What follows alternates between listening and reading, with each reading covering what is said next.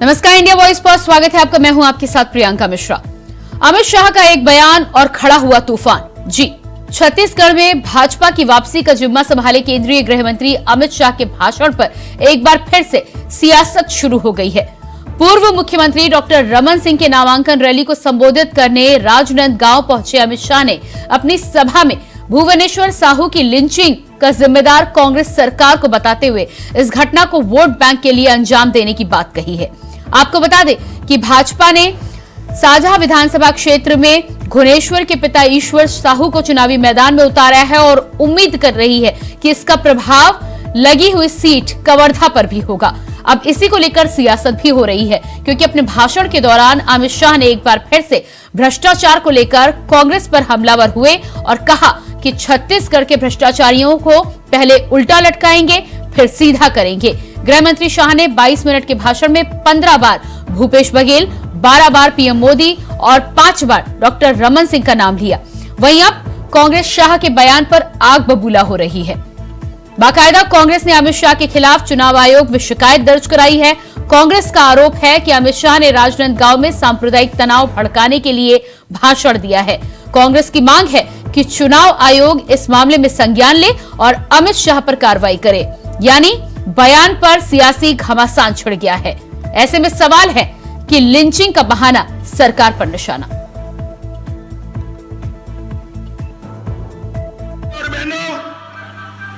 मोदी जी के नेतृत्व में हमने पूरे देश का सम्मान बढ़ाने का काम इस देश के प्रधानमंत्री जी ने किया है।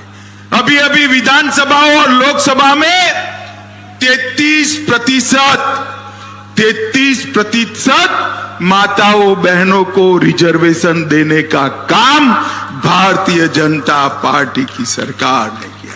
चंद्रयान भेजा, G20 हुआ और छत्तीसगढ़ के ढेर सारे लाभार्थियों को नरेंद्र मोदी सरकार का फायदा मिला है। मित्रों, मैं आपको बताना चाहता हूं कि राजनांदगांव में मेडिकल कॉलेज 370 करोड़ रुपए का, 330 करोड़ के फ्लाईओवर, 48 करोड़ के शिवनाथ वह प्रवर्तन योजना नहर, 18 करोड़ से पेंड्री में निवास स्थानों, 15 करोड़ रुपयों से मातृ शक्ति के लिए अस्पताल, 13 करोड़ रुपए एजुकेशन के लिए और 10 करोड़ रुपया मॉडल कॉलेज और वंदे भारत ट्रेन का सौगात भी नरेंद्र मोदी सरकार ने किया है। मतलब धमकी दे रहे हैं चुनी सरकार को, अब कर भी रहे हैं भाई। और फिर उनकी तो पीएचडी है ये सब चीजों में। तो इस प्रकार की भाषा, ये छत्तीसगढ़ है। छत्तीसगढ़ में यहाँ हमारे आदिवासी भाई रहते हैं जो आदि संस्कृति को मानते हैं। यहाँ कबीर के मानने वाले लोग हैं, यहाँ गुरु घासीदास के मानने वाले लोग हैं, यहाँ स्वामी आत्मानंद के माध्यम से रामकृष्ण परमहंस की जो परंपराएं हैं वो चलती हैं। भाईचारा प्रेम की भाषा चलती है। यहाँ डिवाइड एंड रूल की योजना नहीं चलेगी। अमित शाह जी असल में चाह रहे हैं कि छत्तीसगढ़ कैसे करके अडानी को मिल जाए, अडानी के हाथ में कैसे जाए छत्तीसगढ़। ये सारी जितने कवायद है, जितने कोशिशें हैं, उसकी यही है और वो अपने मंसूबे में कभी सफल नहीं होंगे। बीरनपुर की घटना को लेकर केंद्रीय गृह मंत्री माननीय अमित शाह जी ने कल आम सभा में कहा है कि ये लिंचिंग है और निश्चित रूप से मैंने जो लिंचिंग की परिभाषा पढ़ी है वो यही है कि किसी एक व्यक्ति को 30 से 40 लोग समूह के रूप में घेर कर और मारते और पीटते हैं और उसकी हत्या कर देते हैं, तो इसी को लिंचिंग कहते हैं। ये कौन सी हेट स्पीच हो गई? सरयू टेकाम फरसे से हाथ पांव काट देंगे, मार डालेंगे, हेट स्पीच में नहीं आता। परंतु आज ये चुनाव आयोग में शिकायत करने जाते हैं कि लिंचिंग शब्द है, इससे दंगा भड़केगा और कहीं ना कहीं हेट स्पीच में आना चाहिए। मैं मांग करता हूं उनसे और बहुत स्पष्ट मांग करता हूं कि जब भुवनेश्वर साहू के पिता ईश्वर साहू ने भुवनेश्वर साहू की लिंचिंग से हत्या के मामले में 40 से ज्यादा लोगों पर आरोपी के नाम जद कर लिखित शिकायत की थी, तो आज तक पुलिस ने वहां 10 से 12 लोगों को गिरफ्तार किया है। देश के गृह मंत्री अमित शाह ने राजनाथ गांव में रमन सिंह के नामांकन के समय छत्तीसगढ़ की शांत फिजा को भड़काने का काम किया, भारत की गंगा जमनी तहजीब पे प्रहार करने का काम किया, गलत और मिथ्या आरोप कांग्रेस सरकार हेट स्पीच किया। इसके खिलाफ कांग्रेस पार्टी राजनांदगांव जिला निर्वाचन अधिकारी के पास, छत्तीसगढ़ जिला निर्वाचन अधिकारी के पास और देश में भी केंद्रीय जिला निर्वाचन अधिकारी के पास अमित शाह के खिलाफ शिकायत करेगी और हेट स्पीच के मामले में उनके खिलाफ कार्रवाई करने की मांग की जाएगी और अमित शाह को प्रतिबंधित करने की भी मांग कांग्रेस पार्टी करेगी। तो छत्तीसगढ़ में ठीक चुनाव से पहले जिस तरह से भारतीय जनता पार्टी और कांग्रेस की तरफ से बयान आ रहे हैं, ऐसे में ये तो साफ है कि चुनावी रंग वहां के सियासी हवाओं में घुलता मिलता नजर आ रहा है और अब इस तरह के बयानों को लेकर बात भी होगी। लेकिन जिस तरह से गृह मंत्री अमित शाह के ऊपर चुनाव आयोग से शिकायत और एफआईआर का मामला सामने आया है, ऐसे में अब कहीं ना कहीं देखना ये होगा कि आखिर राजनीति का ये खेल आगे कहां तक जाता है। आपका परिचय करा देती हूं सबसे पहले अपने मेहमान से। हमारे साथ मनीष बोरा जी, राजनीतिक विश्लेषक, जुड़ चुके हैं। मनीष जी, बहुत स्वागत है आपका कार्यक्रम में। मनीष जी, जिस तरह से यहाँ पर गृह मंत्री अमित शाह ने भाषण दिया और उसके बाद उनके भाषण को लेकर जिस तरह से चुनाव आयोग से शिकायत की गई है, क्या आपको लगता है कि हेट स्पीच का जो कांग्रेस यहां पर ढिंढोरा पीट रही है, क्योंकि चुनावी मैदान में जब तमाम राजनेता आते हैं तो न जाने कौन कौन से शब्दों का प्रयोग होता है, ऐसे में लिंचिंग शब्द को लेकर जो कांग्रेस अपना विरोध जता रही है, क्या ये जायज है? देखिए, लिंचिंग शब्द का जो उपयोग अमित शाह जी ने किया है और जो मैं अभी भाजपा प्रवक्ता महोदय का स्टेटमेंट भी सुन रहा था और अमित शाह जी ने जिस लिंचिंग शब्द का उपयोग किया है, उससे कहीं ऐसा नहीं है कि वो हेट स्पीच में आता है। किसी के साथ घटना हुई है, इसके साथ में मारपीट हुई है, मारपीट होने के बाद जो उसकी हत्या हो गई है और ये सारी चीजों को लेकर के भी ये बात देखी जा रही है। और जैसा कि उन्होंने जिसके साथ घटना हुई थी उनके पिता का बयान भी सुना है, तो वो लगातार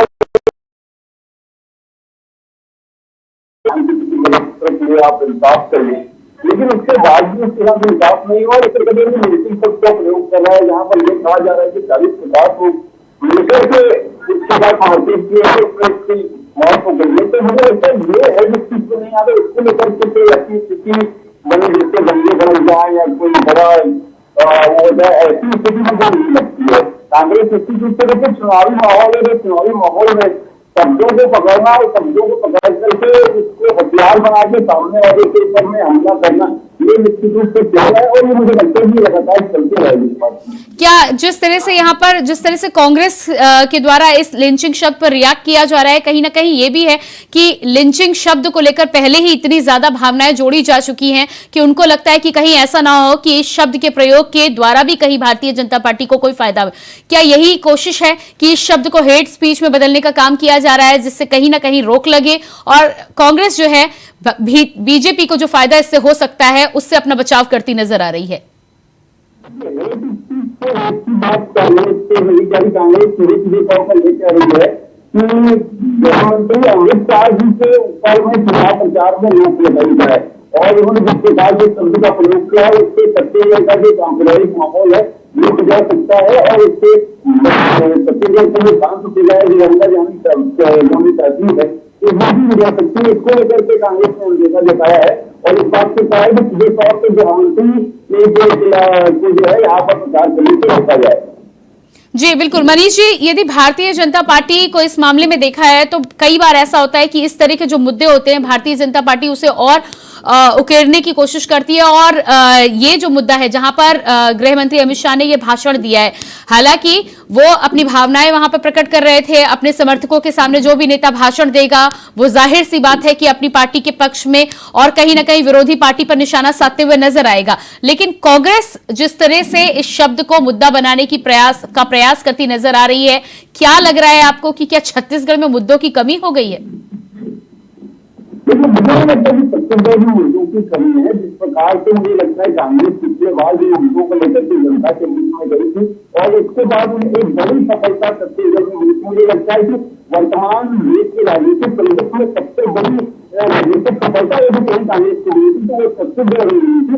मुझे लगता है उन्हीं मुद्दों को लेकर के और जो कांग्रेस ने काम किए हैं उनको लेकर जनता के बीच में जाना चाहिए। उससे उनके सकारात्मक जो है ये समर्थन मिलेगा। निश्चित रूप से देखिए चुनावी माहौल है और चुनावी माहौल में हर कोई चीजें क्लियर होने लगातार ये प्रयास होता है कि सामने वाले को जो या फिर कांग्रेस को अब या फिर जी मनीष जी या फिर कांग्रेस को भी अब लगने लगा है कि भारतीय जनता पार्टी जितनी आक्रामक हो कांग्रेस को भी उतनी ही आक्रामकता के साथ जवाब देना है, वरना टक्कर हो नहीं पाएगी।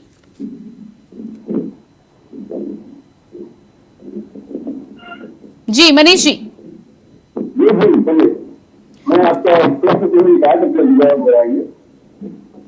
जी मनीष जी, मेरा सवाल यहाँ पर यह है कि क्या कांग्रेस की नई रणनीति सामने आई है कि भारतीय जनता पार्टी जितनी आक्रामक होगी कांग्रेस भी उतनी ही आक्रामकता के साथ जवाब देगी? निश्चित रूप से इस बात को देखना हम लगातार कांग्रेस ने जब से छत्तीसगढ़ में सत्ता में होने के बाद भी कांग्रेस विपक्ष को भी बड़ा लगा कर रही है। यहाँ पर जितनी तेजी से भारतीय जनता पार्टी आक्रमण करती है उससे बहुत तेजी से कांग्रेस आक्रमण करती है। देखिए भारतीय जनता पार्टी जिससे छत्तीसगढ़ में कांग्रेस की सरकार आई है सबसे धर्मांतरण को लेकर के बड़ा मुद्दा बना रही है। लगातार इस बात को कह रही है कि छत्तीसगढ़ में बड़े पैमाने पर धर्मांतरण हो रहा है। इसको लेकर लगातार आक्रमण के राजधानी बड़े तरीके उसको लेकर के हुए। इसके अलावा गाँव में केवलगांव ऐसी तमाम जगह पर भारतीय जनता पार्टी ने हिंदुत्व को लेकर के बड़ा मुद्दा बनाने का प्रयास किया। तो इसके मुकाबले कांग्रेस को भी इसी आक्रामकता के साथ में जवाब दिया है। और अब देखिए कांग्रेस भी इस बात को कह रही है कि राम के नाम से लेकर के भारतीय जनता पार्टी छत्तीसगढ़ में केवल जो है सत्ता प्राप्ति का रास्ता तलाश रही है। लेकिन कांग्रेस ने जो है वो छत्तीसगढ़ में राम के नाम पर काम किया। उन्होंने राम वनगमन पथ का निर्माण किया है, उन्होंने राम का निर्माण किया, उन्होंने कृष्ण कुंड का निर्माण किया। तो हिंदुत्व को लेकर के भारतीय जनता पार्टी केवल बात करती है, वो तो एक कार्य नहीं करती है। इस बात को लेकर कांग्रेस लगातार भारतीय जनता पार्टी के ऊपर हमला है और लगातार इतनी आक्रामकता के साथ जवाब दे रही है। लेकिन मैं कहूँगा कि उससे ज्यादा आक्रामकता से कांग्रेस जवाब दे रही है कि भाजपा जिस बात को उठाए उसकी काट के रूप में हम कुछ न कुछ लेकर के आए। तो ये लगातार इस प्रकार की चीजें चल रही है, छत्तीसगढ़ चल रही है और निश्चित रूप से कांग्रेस भाजपा की ज्यादा आक्रामकता के साथ जवाब दे रही है। सत्ता में होने के बाद भी जिस प्रकार के जो तेवर कांग्रेस के है और अभी भी देखिए कि कांग्रेस ने अपनी प्रचार की स्थिति जो बनाई है उसको में हम ब्लॉक को दिखे तो उसको में सीधा दिखता है कि कांग्रेस बड़ी आक्रामकता के साथ भाजपा पर हमलावर हो रही है। जी बिल्कुल, इस पूरे मामले में जिस तरह से गृह मंत्री अमित शाह ने बीरनपुर को लेकर ये भड़काऊ बयान दिया है या जिस तरह से इस बयान को कोट करते हुए नजर आए हैं, भाषण यहां पर देते हुए नजर आए हैं, क्या आपको लग रहा है कि कहीं ना कहीं बीजेपी की भी यही रणनीति है कि इस मुद्दे के सहारे या इस बात के सहारे कम से कम उस क्षेत्र की 2 सीटों पर वो अपनी बढ़त बना सकते हैं, कहीं ना कहीं जनता के बीच में पैठ बनाने में सफल हो सकते हैं? दूसरी बात, सहानुभूति कार्ड खेलने की भी यहां पर कोशिश की गई है। निश्चित रूप से जिस प्रकार से हम बात करें तो उस क्षेत्र में भारतीय जनता पार्टी के ऊपर कांग्रेस जिस प्रकार से हमलावर हो रही है, जिस प्रकार से वहां पर पूरा माहौल भी बना था, उस माहौल को कैसे हम कैच कर सकते हैं, उसको कैसे हम अपने पक्ष में कर सकते हैं, इस बात का प्रयास ये लगातार हो रहा है। और देखिए वहां की जो सीटें हैं उन सीटों पर कैसे हम वापिस अपना कब्जा बरकरार करें, इसको लेकर भी कांग्रेस की चिंतित है। लगातार इन चीजों को लेकर के वो भाजपा पर हमलावर भी है और वहां पर जो पूरा माहौल बने हैं इसको लेकर भी इस बात को देख रहे हैं कि कैसे हम वहां की जो सीटें हैं उन पर अपना कब्जा बरकरार रखें। जी बिल्कुल, इसके अलावा यदि हम चुनावों की बात करें तो पिछले कई राज्यों के चुनाव में हमने ये देखा है कि जब इस तरह के मुद्दे आते हैं तो इन मुद्दों में भारतीय जनता पार्टी कई बार ये कोशिश करती है कि जनता को अपने पक्ष में लाया जाए, सहानुभूति की बात हो या इस तरह के खास शब्दों की बात हो। क्या लगता है आपको कि छत्तीसगढ़ में सरकार जिस मजबूती में है, जिस तरह से लगातार भूपेश बघेल की सरकार काम करती हुई नजर आ रही है और कांग्रेस में यदि देखा जाए तो सबसे लोकप्रिय मुख्यमंत्री भी हैं भूपेश बघेल, तो क्या भारतीय जनता पार्टी और खासतौर से गृह मंत्री अमित शाह अपनी चाणक्य नीति के द्वारा जिस तरह से छत्तीसगढ़ में दांव खेलने की कोशिश कर रहे हैं, क्या भारतीय जनता पार्टी को आने वाले समय में आप इसका फायदा होता हुआ देख पा रहे हैं? देखिए जिस बात से कभी इनकार नहीं किया जा सकता, भूपेश बघेल की जो लोकप्रियता है वो छत्तीसगढ़ में वर्तमान में चरम पर है। और यही इस बात से हम कहें कि छत्तीसगढ़ में भारतीय जनता पार्टी और कांग्रेस के बीच में जो दिन अभी चल रहा है इसको लेकर भी यदि हम बात करें तो वर्तमान परिस्थिति में छत्तीसगढ़ में कांग्रेस का जो आवाज। हेलो जी बिल्कुल मनीष जी। हेलो मनीष जी अपनी बात रखिएगा, मुझे आपकी आवाज मिल रही है। मैं ये कह रहा था कि निश्चित रूप से प्रदेश जो है वो छत्तीसगढ़ में सबसे लोकप्रिय मुख्यमंत्री के रूप में उभर करके सामने आए हैं, इससे कतई इनकार नहीं किया जा सकता। इसके साथ साथ हम इस बात को भी कहें कि छत्तीसगढ़ में वर्तमान परिदृश्य जो राजनीतिक चीजें यहाँ पर बनी है, जिस प्रकार से अमित शाह जी लगातार छत्तीसगढ़ में दौरा कर रहे हैं, इस बात की लगातार कह रही है कि छत्तीसगढ़ में हमें भारतीय जनता पार्टी की सरकार से इस बात को अमित शाह जब छत्तीसगढ़ आते हैं तो वो एक बात को मैंने देखी वो एक बात को कह रहे हैं भ्रष्टाचार करने वाले को उल्टा टाइम से पूरा करेंगे। ये आत्महत्या देखिए किस आत्महत्या से वो बात कर रहे हैं, जो उनकी शैली है जी लगातार बात कर रहे हैं। जी मनीष जी आपके पास वापस आती हूँ मैं। हमारे पास भारतीय जनता पार्टी से प्रवक्ता दिनेश अग्रवाल जुड़ चुके हैं। दिनेश जी बहुत स्वागत है। दिनेश जी, जिस तरह से गृह मंत्री अमित शाह का बयान सामने आया है अपने भाषण के दौरान, बीरनपुर की हिंसा की उन्होंने बात की है और लिंचिंग शब्द को लेकर जिस तरह से कांग्रेस अब विरोध जता रही है, क्या कहना है? साफ कांग्रेस यहाँ पर कह रही है कि इसे हेट स्पीच के तहत देखा जाना चाहिए। आपको आपके दर्शकों को सर्वप्रथम नमस्कार। जी हेलो जी दिनेश जी। मैं आपको और आपके दर्शकों को सर्वप्रथम नमस्कार। और मैं कांग्रेस के मित्र को बता देना चाहूंगा, जो घटना की इस प्रदेश में उस घटना का जिक्र किया है अमित शाह जी ने, कोई गलत शब्द यूज नहीं किया है। बीरनपुर में जिस हिसाब से मेरे हिंदू भाइयों को मार दिया गया और वो साझा में रविंद्र चौबे जी का क्षेत्र था, जिस हिसाब से आज प्रदेश में धर्म की अराजकता का माहौल बन गया है, धर्मांतरण चरम सीमा पे है। आज हिंदुओं की जिस हिसाब से हत्या की जा रही है, तो अगर उस प्रश्न को उठा रहे तो क्या गलत कर रहे हैं? क्या एक भारतीय जनता पार्टी का अपना धर्म नहीं है कि अगर किसी के धर्म को नुकसान हो रहा है तो उनकी रक्षा कर लें? ये भारतीय जनता पार्टी ने एक स्पष्ट रूप से कहा है कि ये प्रदेश जो है सभी धर्मों का है, किसी भी धर्म को नुकसान नहीं पहुंचना चाहिए। लेकिन ये क्या है कि बीरनपुर में घटना होती है, भिलाई में पाकिस्तान मुद्दाबाज बोलने पे मारा जाता है। ये छत्तीसगढ़ में हो रहा है, छत्तीसगढ़ की कल्पना कभी नहीं हुई थी। अमित शाह जी अगर आके इस बात को बोल रहे हैं तो कोई गलत बात नहीं बोल रहे हैं। इस प्रदेश को जिस हिसाब से अराजकता के माहौल में, भ्रष्टाचार के माहौल में आज जिस हिसाब से लेकिन दिनेश जी, कांग्रेस का तो कहना है कि ये भड़काऊ भाषण है और किसी न किसी तरह आप कोशिश कर रहे हैं कि हिंसा भड़काई जाए। अगर किसी के बच्चा मारा जाता है, अगर उसको प्रश्न उठाना भड़काऊ है, तो ये मेरे को दिखता है कांग्रेस के मित्रों को पर। आज बीरनपुर में एक बच्चे की लाश गिर गई, आज मुर्दाबाद पाकिस्तान मुर्दाबाद बोलने से भिलाई में एक बच्चे को मार दिया गया है। ये क्या हो रहा है छत्तीसगढ़ में? एक रतनपुर में एक लड़की का बलात्कार और उसकी वीडियो अपलोड करने जाते 5 साल के बच्चे बलात्कार का रिपोर्ट। ठीक है, मेरे साथ कांग्रेस से भी प्रवक्ता जुड़ चुके हैं। सत्य प्रकाश सिंह जी मेरे साथ जुड़ चुके हैं। बहुत स्वागत है आपका सत्य प्रकाश जी। सत्य प्रकाश जी, दिनेश जी का कहना है यदि कोई घटना होगी तो क्या उस घटना के बारे में बात नहीं की जाएगी? प्रियंका जी देखिए, आपको एक सर्वे की बताता हूँ कि हेट स्पीच के मामले सबसे ज्यादा किनके ऊपर है? भाजपा के सांसदों पे। पहली बार कपिल मिश्रा का बयान सबको याद होगा, दिल्ली में क्या हुआ था। उसके बाद जूते मारो किसने बोला था? जो आज केंद्रीय मंत्री है, उनके बयान पे क्या कार्रवाई हुई थी। नुपुर शर्मा की वजह से क्या हुआ था वो सबके सामने है। तो इनके हालात वही है। देखिए छत्तीसगढ़ एक शांत प्रदेश है, अगर यहाँ पे कुछ गलत होता है तो कार्रवाई होती है, पुलिस है। अरे मणिपुर के बारे में क्यों नहीं बोलते? मणिपुर में क्यों नहीं जाते? सजा तो सबसे ज्यादा इंडिया के सांसद को मिलती है ना, निलंबित भी वही होते हैं। फिर आप कह रहे हैं कि सबसे ज्यादा भाजपा हेट स्पीच करती है। कोर्ट का ये टिप्पणी आया था कि हेट स्पीच के मामले बढ़ रहे हैं। क्यों आ रहा है ऐसे? 2014 के बाद ऐसा क्या हो गया कि हेट स्पीच के मामले बढ़ रहे हैं? उससे पहले सुप्रीम कोर्ट ने कभी टिप्पणी नहीं की। आप मणिपुर में देखिए कैसे वहाँ एकदम नंगा नाच हो रहा है, कानून व्यवस्था नहीं बोलते कि यहाँ पे कानून नहीं है। ये इनका यहाँ छत्तीसगढ़ में कानून अपना काम करे तो उनको दिक्कत कानून काम करता है, ऐसी घटना है क्यों होती पाकिस्तान मुर्दाबाद बोलने से? क्यों किसी का लूट खसोट किया, चाकू मार के गोद कर सत्य प्रकाश जी, जब आप चाय वाला चोर चौकीदार कहते हैं, जब आप चाय वाला चोर चौकीदार कहते हैं, तब आपको ये हेट स्पीच नजर नहीं आती?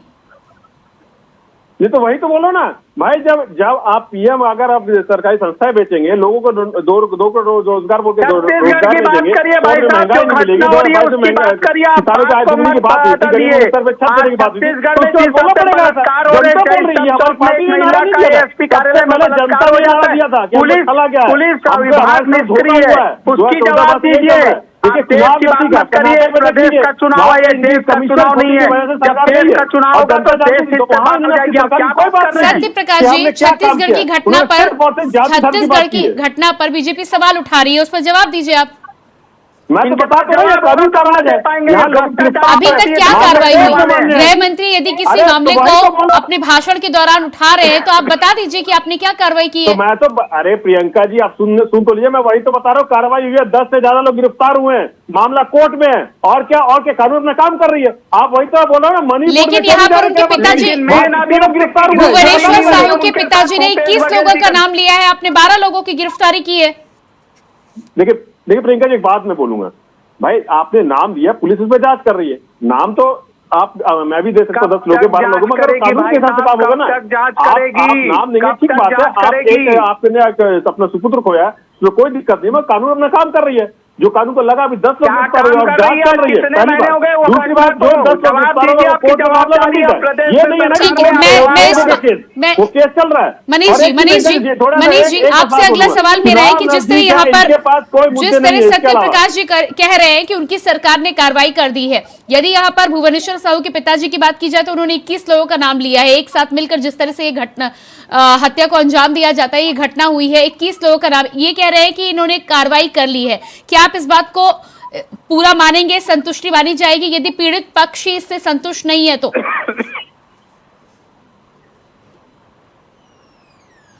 पीड़ित पक्ष है उसकी संतुष्टि सबसे महत्वपूर्ण होती है। पीड़ित पक्ष जो है वो संतुष्ट नहीं है, तो आप देखिए कार्रवाई पुलिस ने की, इस बात को सत्य प्रकाश जी कह रहे हैं, निश्चित रूप से पुलिस ने कार्रवाई की है, पुलिस ने 10-12 लोगों को गिरफ्तार किया है, इससे कतई इनकार नहीं किया जा सकता। लेकिन जो नाम वो ले रहे हैं, जिसके पुत्र की हत्या हुई है, पिता जब इस बात को कह रहे हैं, और मैं आज भी उनका एक स्टेटमेंट सुन रहा था, उन्होंने कहा कि मुझे अभी तक इंसाफ नहीं मिला है, मुझे मेरे बेटे के लिए इंसाफ चाहिए और मैं उसी लिए जो है चुनाव मैदान में हूं। तो ये जो सारी बातें आ रही है, इन बातों को समझना होगा। और जब तक देखिए, सबसे बड़ी चीज ये है कि न्याय में देरी होना भी अन्याय कहा जाता है। तो यदि इस तरीके की स्थितियां बन रही है तो निश्चित रूप से इस बात को कांग्रेस सरकार को गंभीरता से लेना चाहिए और उसके ऊपर में कार्रवाई करनी चाहिए, जो भी और दोषी हैं उसमें। सत्य प्रकाश जी, जवाब दीजिएगा, आपने कार्रवाई की, आपने बोल दिया हमने तो अपना काम कर लिया, जिस पीड़ित के साथ घटना हुई है यदि वही संतुष्ट नहीं है तो क्या फायदा आपके न्याय का? प्रियंका जी, मैं वही बोल रहा हूँ, आप गलत इंटरप्रेट कर रहे हैं। मैंने ये नहीं बोला हमने अपना काम कर दिया है, कानून अपना काम कर रही है, केस बंद नहीं हुआ है, जो 10-12 लोग पकड़ा है उनके ऊपर भी कार्रवाई चल रही है, कोर्ट में मामला लंबित है और लोगों की जो जांच है वो चल रही है। ये नहीं मैं बोल रहा हूँ कि कोर्ट केस बंद हो गया, इसलिए मैं ये नहीं बोला कि हमने अपना काम कर दिया। आप तो केस में काम करने की बजाय गृह मंत्री पर शिकायत दर्ज करा रहे हैं। अरे तो प्रियंका जी, एक चीज बोलिए, मैं आपसे पूछना चाह रहा हूँ, गृह मंत्री जी मणिपुर के बारे में क्यों नहीं बोलते? छत्तीसगढ़ में कार्रवाई हो रही है, मणिपुर में कितनी कार्रवाई है? नहीं, मणिपुर में तो गृह मंत्री ने संसद में साफ कहा था, उन्होंने तो समय भी दे दिया, उन्होंने तारीख भी बता दी। जब आपके गठबंधन के लोग वहां पर पहुंचे नहीं तो उस पर आप सवाल क्यों उठा रहे? देखिए, आप संसद के बाहर बहुत सवाल उठाते हैं। सत्य प्रकाश जी, संसद के बाहर बहुत सवाल उठाते हैं, उन्होंने तो पूरे संसद के सामने, पूरे देश के सामने आपको समय दिया था, तब आपकी गठबंधन के, आपके पार्टी के लोग कहाँ थे? सवाल जवाब यदि आपको करना है तो इस मुद्दे पर तो आप संसद में करेंगे ना सवाल जवाब। ठीक है, दिनेश जी जवाब दीजिएगा। सत्य प्रकाश जी का कहना है कि भाई मणिपुर में नहीं बोलते, छत्तीसगढ़ पे बोल रहे हैं तो बहुत गलत कर रहे हैं। मणिपुर में भारतीय जनता पार्टी और मोदी सरकार जब मणिपुर पे बात करने के लिए संसद में तैयार होती है तो ये भागते हैं, क्योंकि मणिपुर की घटना की देन ये कांग्रेस पार्टी की देन है। क्यों भाग गए भाई साहब? बात क्यों नहीं कर पाए? और रही बात मणिपुर का छत्तीसगढ़ की चुनाव है, छत्तीसगढ़ की जनता आपसे आपका न्याय मांग रही है। वो 9 लोग क्या आपके रिश्तेदार हैं जिनको आप जेल में नहीं डाल रहे हो, इनके साथ ना इंसाफ कर रहे हो बीरनपुर पे आप। इसका मतलब है कि बीरनपुर के को समुदाय को बचाने के लिए अरे मुद्दे तो आपके पास है नहीं, सिर्फ जाति धर्म के अलावा बात क्या करते हैं आप बताइए ना, मुद्दे क्या आपके पास?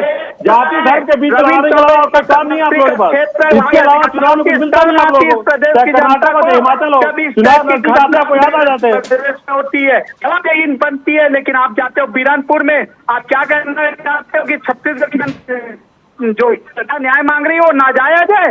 आप छत्तीसगढ़ की बात को छोड़ के मणिपुर जाते हो।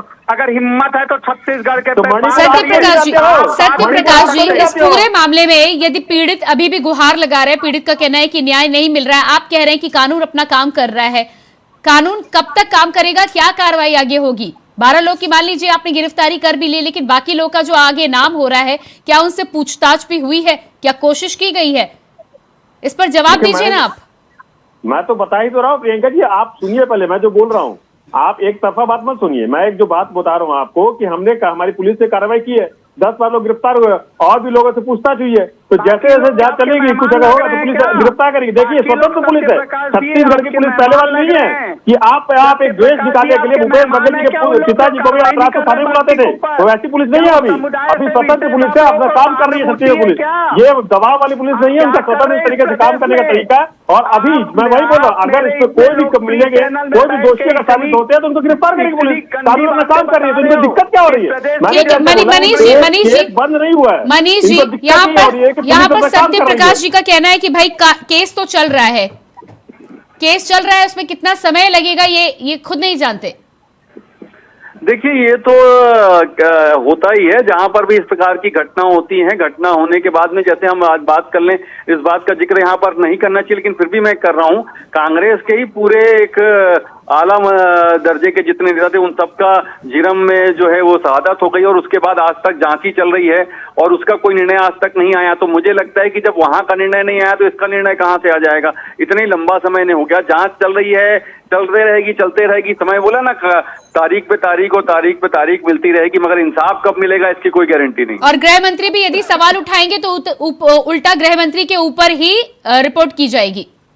जी जी ठीक है, समय मेरे पास नहीं है। आप सभी लोगों ने समय दिया, बहुत बहुत धन्यवाद आपका करना चाहूंगी। सत्यप्रकाश जी बहुत धन्यवाद, मनीष जी बहुत धन्यवाद आपका, और दिनेश जी आपका भी बहुत बहुत धन्यवाद। तो जिस तरह से छत्तीसगढ़ में गृह मंत्री अमित शाह के बयान के बाद राजनीतिक पारा छत्तीसगढ़ में हाई हो चला है। कांग्रेस लगातार गृह मंत्री के ऊपर आरोप लगा रही है कि भड़काऊ बयान देकर कहीं ना कहीं माहौल और शांति वाला माहौल खराब करने की कोशिश की जा रही है। अब इस पूरे मामले में आगे क्या कुछ होता है, और भुवनेश्वर साहू के पिता जिस तरह से न्याय की गुहार लगा रहे हैं, क्या उस मामले में छत्तीसगढ़ सरकार न्याय दिला पाती है या नहीं दिला पाती है, आने वाला वक्त बताएगा। फिलहाल हमारे इस खास कार्यक्रम में इतना ही। खबरों के लिए बने रहिए इंडिया वॉइस के साथ। मुझे दीजिए इजाजत, नमस्कार।